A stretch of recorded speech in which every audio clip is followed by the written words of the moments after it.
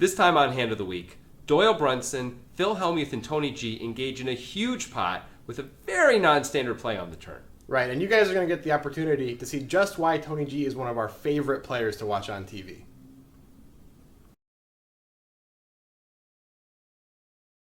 All right, I need to, You're working out, you might not be as good at poker as you believed, right? need a limp in. Limpy. I think most people lose their little Phil along with their baby teeth. Doyle finally has a hand to chew on. Pocket tens are raised to 1900. Lock folds. Got the devil. How much is that? 19. Okay. Just because it's Doyle, I want to play with it. Expect to see a lot of that here in the big game. There's ego as well as cash at stake here, and these guys love to mix it up with each other. You got 100 there, Dal, or what? It's got 100. Yeah, maybe this is a good time to squeeze here. Test it out. Test the waters. I think you're just thinking about calling. I should squeeze, really. Squeeze. I've never seen a guy squeeze after they make the announcement of this would be a good time to squeeze in 10 years of cards at this point. I'm going to do that move someday. You know? Will you call 8 more? I'll call 8 more. If I make the announcement. Will you call 10 more? I think we're getting out of hand now. Let's just play the hand. Call the 15 or fold. That's your two options. Oh, then what are you talking about? Well, raise. Go for it. Make it happen. Actually, it's three-handed, so you probably shouldn't be killing the... He started the talking. He started it. You're threatening. Pull the trigger. Okay, I raised 10,000 more. Wow, that's a first. Yeah, that is a first. Can you raise 10? Total at 84? It'll be 84 total.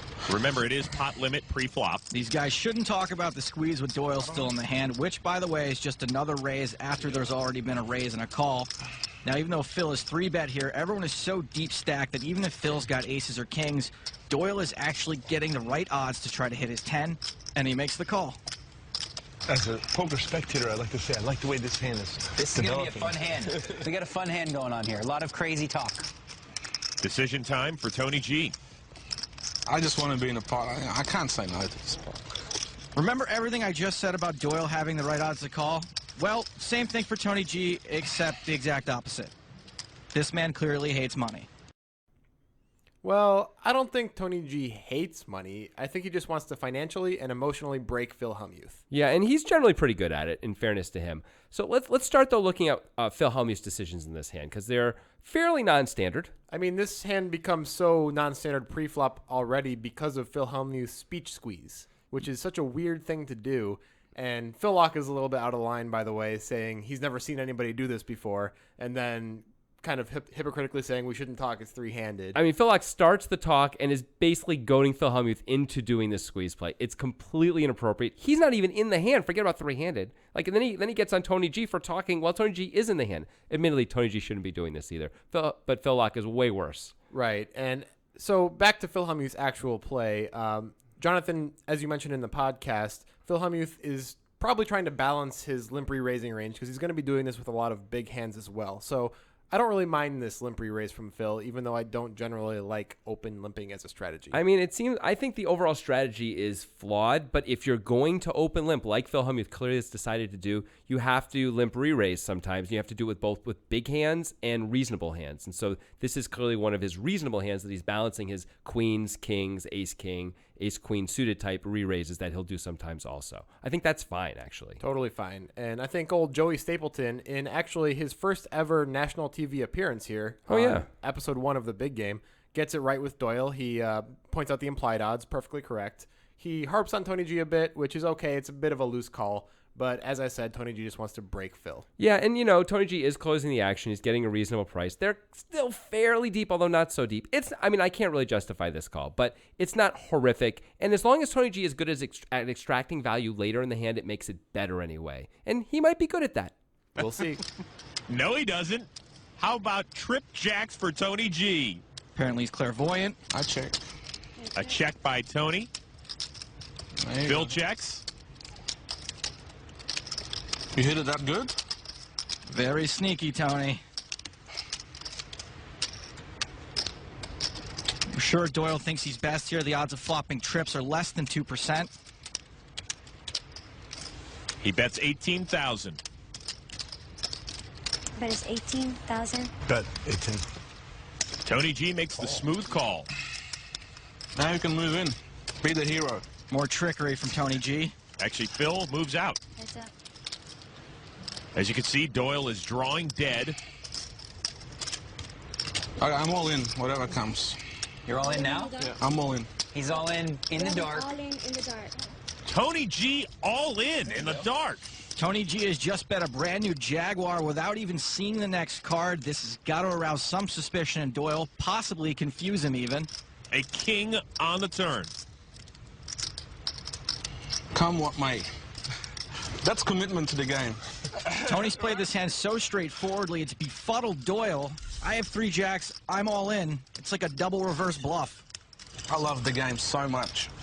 Absolutely love it. I guess you got me covered, huh? Probably not. So you just came in and hit a jack, right? Instead of the 2-8 you got. Doyle trying to convince himself he's got Tony beat. What do you got, Doyle? 2 10s? You got it. You got 2 10s? Yeah. Just because Tony's right doesn't mean you are, Doyle. I just don't believe you got it, buddy. There he goes. 2 10s is very bad. Bad. You're drawing dead to 2 10s. Oh, what a disgusting feeling. And you Reload. how sick is that? And Tony G will double up.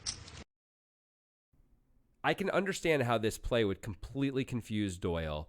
Tony G moving in dark here is just perplexing.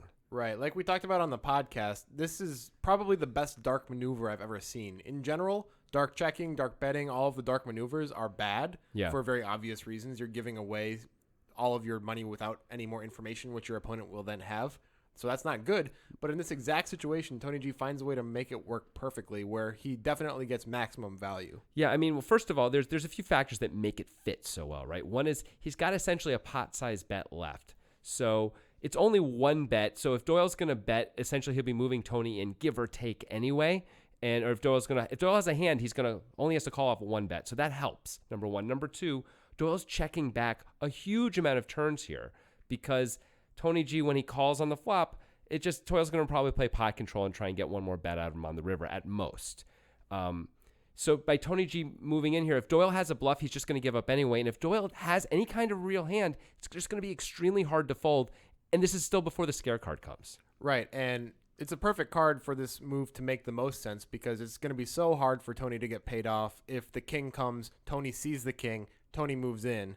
Doyle then knows that Tony has seen the king and moved in. Right. Whereas here, Doyle puts Tony on 2 8s, and it's because of the way Tony moved in dark, as if he's protecting 2 8s. He's just going to come what may, as Tony says, and not really worry about the turn because he's getting it in anyway, is what it kind of looks like. And that's why it's so good. I think most really good players worth their salt would call with 2 10s here. I mean, in this spot. I mean, I think it's just most of the time Tony G is not going to have trip jacks. To be fair, most really good players have never been in this spot. This is an extremely unconventional spot. That is true. And that is why it's the hand of the week, because Yeah. of this dark move in by Tony G here. It's so good. And if you fast forward to the river, assuming Tony plays more standard and checks the turn, Doyle checks back, it's going to be so much harder for Tony to get a full double on the river by betting his entire stack. Yeah, Doyle's going to find a lot more folds because the king comes. What did Tony call with that he's now moving in with? It just seems hard to come up with that many hands. Tony would often be checking back or checking it down anyway with 2 5s, 2 6s, things like that.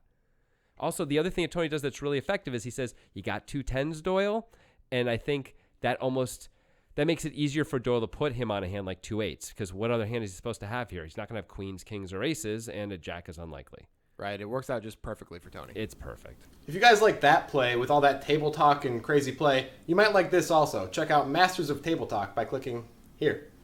Also, check out our Twitter feed, our website, and don't forget to subscribe.